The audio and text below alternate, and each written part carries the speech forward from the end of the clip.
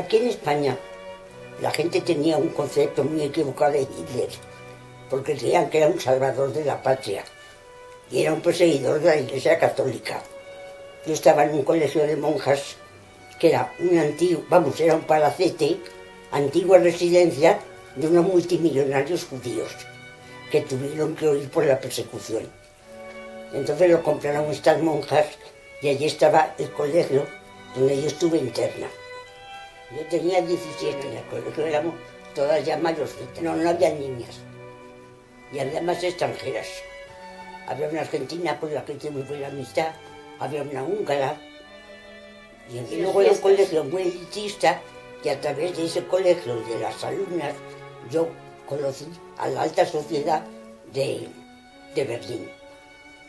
Por ejemplo, pues conocí judíos multimillonarios que daban unas fiestas increíbles, como una fantasía.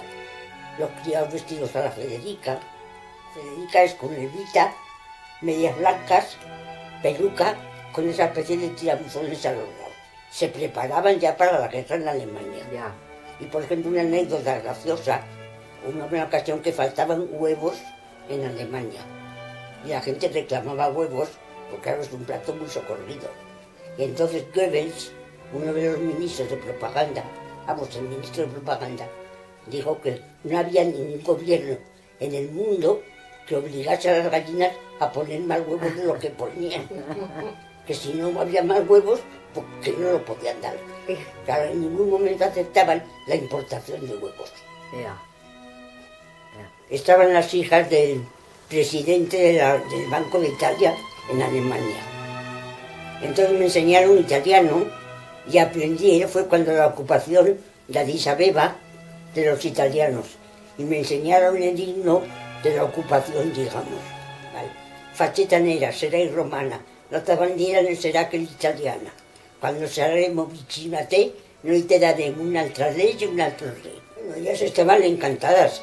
A mí me pillaba un poco, que tampoco me involucraba tanto. Ya. Pero ellas sí, ellas estaban felices. Felices. Además eran muy de Mussolini, mucho, muy exaltadas.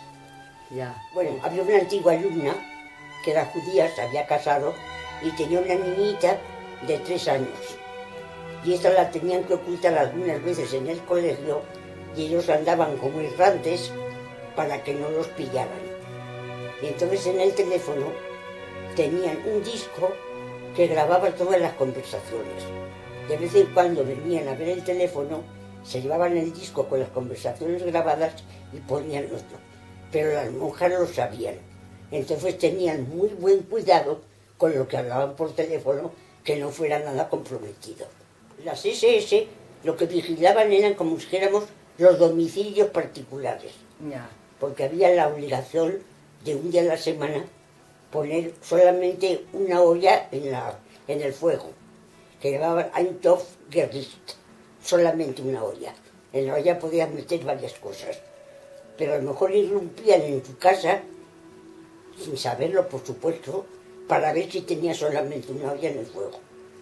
Entonces era tal la vigilancia de todo, que la gente no se atrevía ni a hablar en casa criticando a Hitler. La olla, solamente una cosa, era una vez por semana. El resto de la semana, pues lo habitual allí. Nosotros en el colegio teníamos pan negro todos los días, y margarina. Y luego los fines de semana, los domingos y sábados, nos daban pan blanco y mantequilla. Pero todo eso se economizaba para la guerra. Comíamos mucho una cosa que llamaban knidel, que era una especie de albóndiga muy grande de maicena, con una salsa como de leche. Aquello lo prodigaban mucho y debía ser muy barato porque lo daban con mucha frecuencia, estaba malísimo. Y luego nos daban pollo, que entonces en España el pollo era un lujo y allí era pues como es ahora aquí, una cosa mucho más corriente que la carne. Y luego pues bueno, verduras y en fin, una comida normal, no muy rica por supuesto. No. Y luego otra cosa que hicieron para prepararse a la guerra, llamar por colectivos, por ejemplo decir, el colectivo de carpinteros, que se presenten en tal sitio para recibir instrucción militar, por ejemplo. Bueno, iban y entonces les hacían subir con los fusiles y con las mascarillas de gas y hacer ejercicios militares. Todo esto para prepararse a la guerra. Pero advertían que si tú no estabas conforme con asistir, que dijeras por qué no. Claro, ¿quién era el guapo que en Alemania decía yo no voy porque no me parece bien por esto? Todo el mundo la acataba por miedo. Y era estresante la gente cuando veía los desfiles militares en la puerta de Brandenburgo, el paso de la Oca. Aquello era una cosa verdaderamente impresionante. Y las juventudes hitlerianas que hacían una selección como si fuese ganado, que fuesen todos arias y arios puros, para que los hijos que tuviesen en ellos fuese cada vez más pura la raza.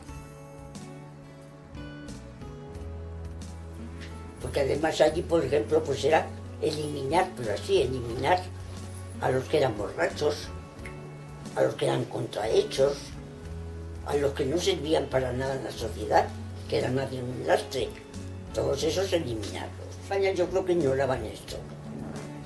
Y luego en cambio pues era pues eso, purificar la raza y cada vez seleccionar a la gente joven, chicos y chicas, para que luego los descendientes fueran cada vez más puros, más arios.